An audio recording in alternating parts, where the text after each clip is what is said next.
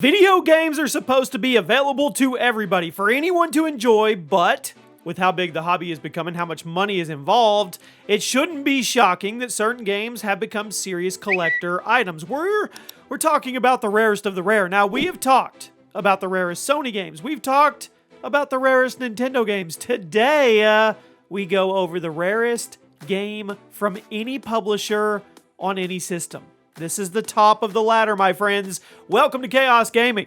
You guys let me know if you've played any of these, touched any of these, been in the same room as any of these rare games. Drop a like. Make sure you have those notifications on so you don't miss the non-rare upload that happens every single day. Do me a favor, share it with a fellow gamer.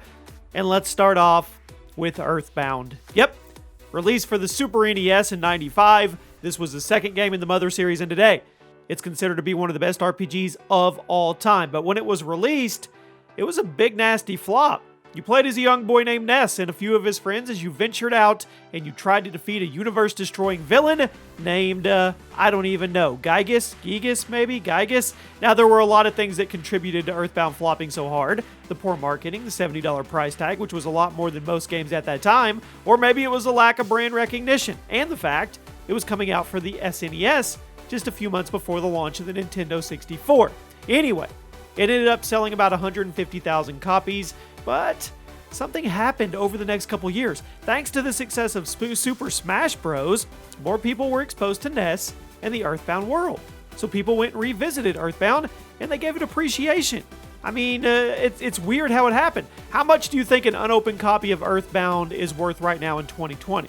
Well, assuming you can actually find one, you're going to have to pay well over $3,000. Like I said, there were only about 150,000 copies sold and the game launched in '95, so you are going to be hard-pressed to find a copy that's still factory sealed. Super Mario Brothers. Nothing special here. The original Super Mario Bros. I mean, it was a new kind of game, released in '85. It introduced the world to the gaming's future mascot and basically invented 2D platforming as we all know it. Super Mario Bros. Has been ported to everything you can think of, probably even your mom's toaster, and it's one of the best-selling games of all time, moving over 40 million copies. But I think you guys know what happens when a game gets this popular and it's this influential. Those original copies, they get expensive. Original unopened NES copies of this game are rare, and they have become, well, kind of a sought-after collector's item. An unopened copy of it will run you, are you ready? $30,000. That's assuming you can even find one for sale. The last factory sealed copy I could find for sale or sold was 2017. It's been quiet since then. Chances are people aren't going to let go of the cartridges easily because they know the longer they hold on to them, the more money they can get in the future, even more than $30K. At number 3, Nintendo World Championships 1990. This is the earliest official esports event I can think of. The Nintendo World Championships, in which Nintendo traveled the globe and had players compete for a whopping grand prize of $250. But you also got tickets to Universal Studios Hollywood. Come on, it was the 90s. Nintendo came to these events very well prepared, and they would host a game on their own custom tournament-ready cartridges of the games they were playing. These custom cartridges had portions of Super Mario Bros., Rad Racer, and Tetris all preloaded so the contestants could easily go from one game to another. However, after the 1990 event ended, some of the tournament cartridges, they found their way into the wild. Now, it's currently unknown exactly how many, but it's believed to be around 350. Now, some of them are the normal gray NES cartridge, but 90 of them were custom gold. Yep, and the gold, well, you know gold. They go for up to $15,000 on eBay, and they're one of the most prized collector items in Nintendo's history.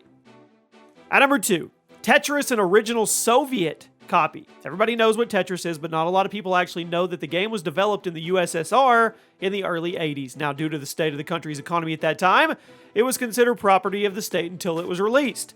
Tetris launched for the Electronica 60 in 1984, and it wasn't until 3 years later that it started getting re-released in other countries on other systems. With that being said, the original USSR copies of Tetris are rare.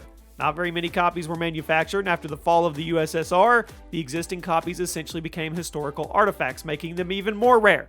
Every few years, original pressings of a Tetris will pop up for sale, ranging anywhere from $16,000 to $1 million.